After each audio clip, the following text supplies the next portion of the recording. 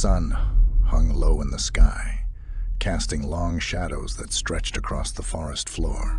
Birds chirped in the distance, their songs weaving a melodic backdrop to the cheerful laughter of the group of friends setting up camp.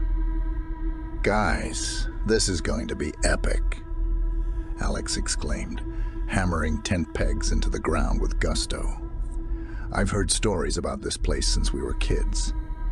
Sarah, kneeling next to him, grinned and winked. "Yeah, and those stories are probably the reason half the town is too scared to come here." Mark, struggling with the tent poles, chuckled. "Who needs sleep anyway, right?" Emily, meticulously arranging a pile of firewood, glanced at the darkening woods. "I hope those stories aren't true. I mean, demons, really." Chris, strumming his guitar, chimed in. "Hey, legends have to start somewhere. And if there are demons, well, I brought my guitar to serenade them." As the sun dipped below the horizon, the campfire crackled to life, and the group settled around it, passing around bags of marshmallows and swapping tales of local spookiness. "You remember that old woman's story about the goat?" Mark said, his eyes twinkling mischievously. "The talking goat." Emily raised an eyebrow. "Yeah, that was the most ridiculous part." "No way. That goat's my spirit animal," Chris joked, earning a round of laughter. Alex leaned in, the firelight casting flickering shadows on his face. "Well, whatever happens, we're in this together. No turning back now." They raised their marshmallows in a toast to the woods of the damned. As the night deepened, the music played on, and the forest seemed to listen. The first hints of unease remained hidden beneath their laughter and camaraderie. The next day dawned with a crisp chill in the air. The forest exuded an aura of mystery as the friends set out on a hike, their steps crunching on fallen leaves and twigs. "Hey, check this out," Mark called, crouching by a cluster of trees. "Looks like some kind of clearing." The others gathered around, their eyes widening as they saw intricate symbols etched into the earth. "Wow, this is seriously weird," Sarah said, her voice tinged with awe. Alex frowned, tracing his finger over one of the symbols. "Do you think it's some kind of ritual? Or a prank?" Emily added with a nervous laugh. "Local kids trying to spook us." Chris shrugged. "Either way, I say we keep moving. No point in sticking around here." As they resumed their hike, an odd rustling noise echoed through the trees. They exchanged glances, tension palpable in the air. "Did anyone else hear that?" Mark's voice quivered slightly. Sarah forced a smile. "Probably just a squirrel." Their steps quickened, and the once thrilling adventure started to feel more like a game of survival. Yet they clung to the hope that rational explanations would always triumph over fear. "That clearing was definitely something," Chris said, his voice low, as if afraid of attracting attention. "Let's not overthink it," Alex replied, though doubt lingered in his eyes. "We're here to have fun, remember?" And so, they hiked deeper into the woods, their laughter and conversation masking the unease that had begun to settle in their hearts. As the day wore on, they couldn't shake the feeling that the forest was watching, waiting for them to uncover its secrets. The sun dipped beneath the horizon, casting long shadows that stretched like eerie fingers through the trees. The friends gathered around the crackling campfire, their faces bathed in its warm glow. "So, who's up for another round of ghost stories?" Emily asked, a hint of mischief in her eyes. "I'm in," Mark replied, leaning back on his makeshift log seat. As they exchanged tales of specters and supernatural occurrences, a strange movement caught their attention at the edge of the clearing. A black goat emerged from the shadows, its eyes glowing eerily in the firelight. Guys, is it just me? Or is that goat staring at us? Sarah's voice wavered. Chris laughed nervously. Probably just lost, or looking for a midnight snack. The goat approached cautiously, its gaze seemingly fixed on each of them in turn. And then, to their shock, it opened its mouth and spoke in a raspy, otherworldly voice. Be warned, travelers. This is no place for the living. The shadows hold secrets that should remain untouched. The group exchanged wide-eyed glances, the words sinking in like heavy stones in their stomachs. What the hell was that? Mark's voice quivered. Alex shook his head, his heart racing. Just some prank, right? Someone must be messing with us. But even as he spoke, doubt crept into his mind. The goat's words seemed to resonate with the unease they had been feeling since they arrived. The goat continued, its voice chillingly calm. Beware the darkness, for it hungers for your souls. With that ominous warning, the goat turned and disappeared into the shadows, leaving the group in stunned silence. That was messed up, Chris finally muttered, his fingers trembling on the strings of his guitar. As they huddled closer to the fire, the forest around them seemed to close in, and the unease that had been a subtle undercurrent now surged to the surface. The laughter and camaraderie of earlier felt like distant memories as the reality of the woods of the damned pressed upon them. The days passed, and the forest took on an unsettling transformation. What was once a backdrop of beauty now seemed like a twisted canvas of shadows and secrets. The friends' excitement had been replaced by a cautious unease, and the bond that held them together began to fray. Did anyone else hear that? Emily whispered, her eyes darting around the camp. Alex frowned, his senses on high alert. It's probably just an animal. But the rustling noises persisted, growing louder and more persistent. As tensions rose, their carefree banter gave way to strained silences. I keep feeling like we're being watched, Mark admitted, his voice barely above a whisper. Sarah shivered, hugging herself. I don't like this. It's like the woods are closing in on us. Nightfall brought a new kind of dread. The campfire's warm glow seemed feeble against the encroaching darkness, and the forest's symphony of sounds became a cacophony of eerie whispers. Did you guys hear that whisper? Chris asked, his eyes darting nervously from tree to tree. The group exchanged uneasy glances, their fears confirmed. I think we should stay close together, Emily suggested, her voice trembling. As the night wore on, arguments erupted over trivial matters. Amplified by the underlying tension, they found scratches on their tents, and their belongings inexplicably went missing. The forest had become a labyrinth of paranoia, and their struggle for survival intensified as the line between reality and nightmare blurred. What's happening to us? Mark's voice cracked, his face pale in the dim light. We're just letting fear get the best of us, Alex tried to reassure, though doubt colored his tone. They huddled together in the cold. The woods grew darker, both in its physical appearance and in the shadows that seemed to seep into the hearts of the friends. The sense of being watched intensified, and the once clear divide between reality and paranoia blurred like smoke. A bone-chilling scream pierced the night, snapping their attention to the source. They raced toward the sound, finding Chris writhing on the ground, his eyes vacant and filled with a sinister darkness. Chris, snap out of it. Sarah's voice trembled as she shook him. but Chris's voice, now distorted and laden with malice, cut through the night air. I have spoken with the ones that dwell within these woods. They offer power beyond your feeble comprehension.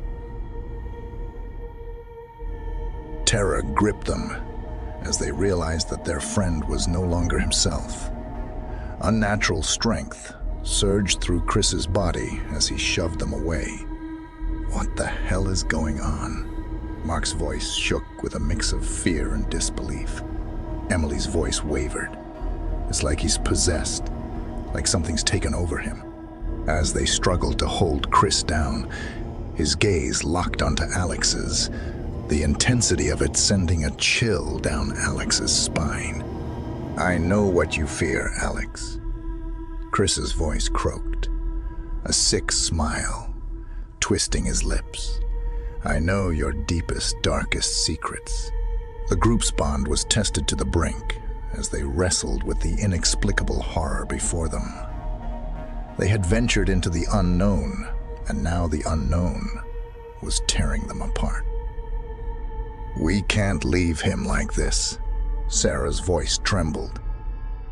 Mark nodded, his expression determined. We have to find a way to free him from whatever's got a hold of him. They hatched a plan to confront the dark forces within the woods, to fight for their friend's soul and their own survival. But as they ventured into the heart of the forest, they couldn't shake the feeling that the shadows were closing in, waiting for the perfect moment to strike.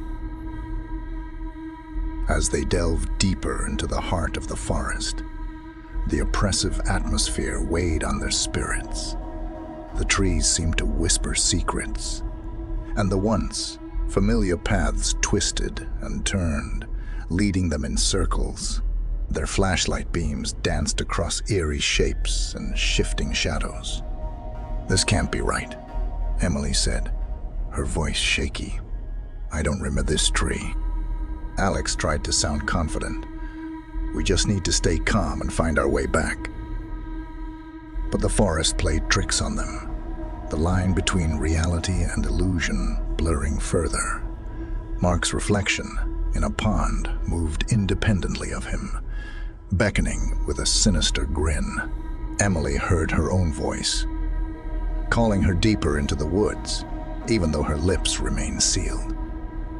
This isn't real, Chris muttered, his eyes wide with fear. None of it is. As paranoia and confusion took hold, their unity began to crumble. Accusations flew, fingers pointed, and distrust brewed beneath the surface. Stop it, Alex shouted, his voice breaking through the chaos. We're falling apart, just like this damn forest once. Sarah's gaze shifted between her friends, her voice strained. We can't let it win. We have to stay together.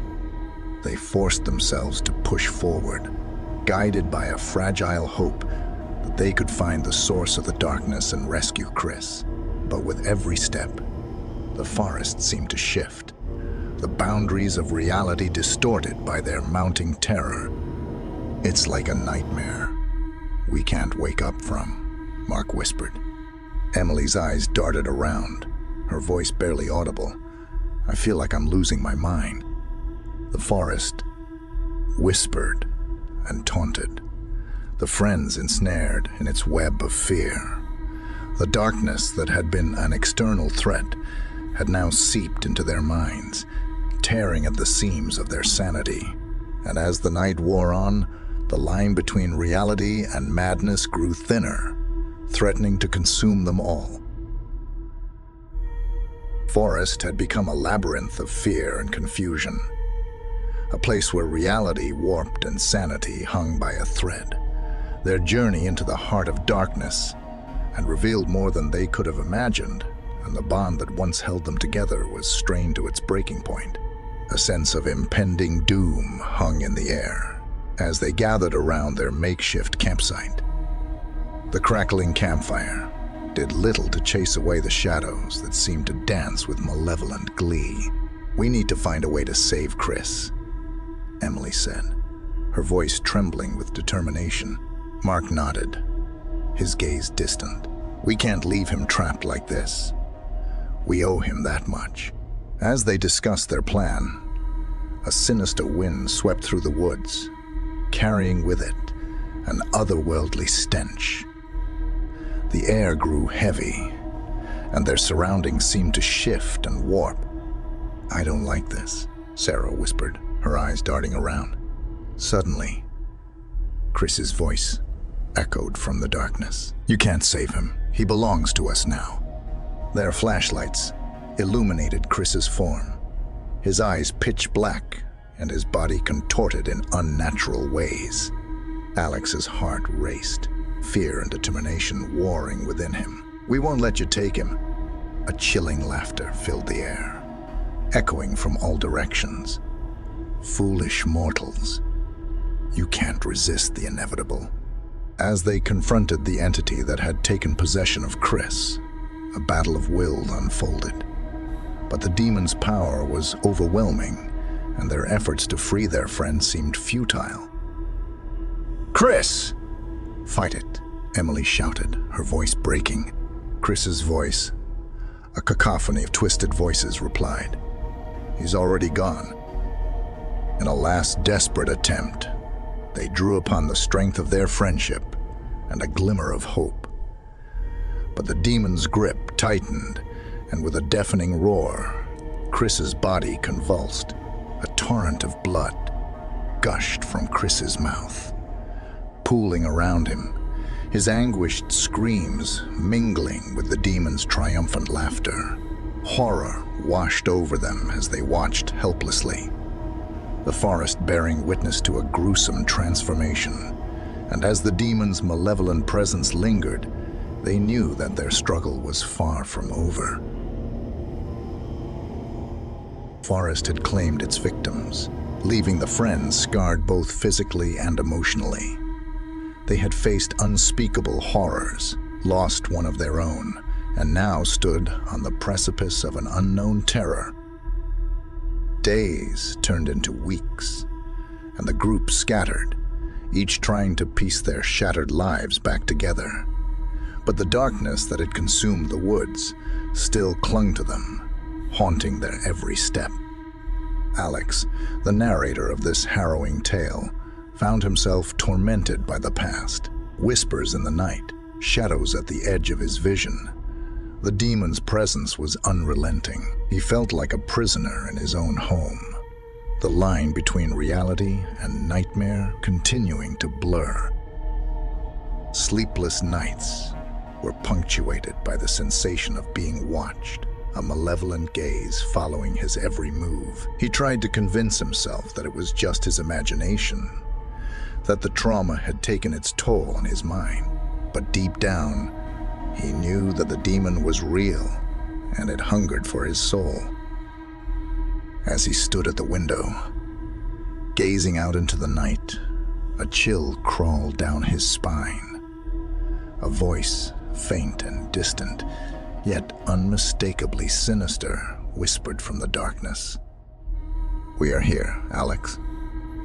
We are always here." His heart raced, and he stumbled back, his breath coming in ragged gasps. The demon's taunting words confirmed his worst fears. He was forever bound to the horrors of the woods of the damned. The nightmares continued, the boundary between dream and reality shattered. The line between his experiences in the woods and his life beyond them blurred until he could no longer distinguish between the two. He was trapped in a nightmarish loop, a prisoner of the demons that had claimed his friends and his sanity. And as he closed his eyes, the demon's laughter echoed in his mind, a haunting reminder that the darkness was never truly far away. The nightmare of the woods, of the damned, continued, its tendrils reaching even into the safety of his own home, a relentless reminder that some terrors can never be escaped,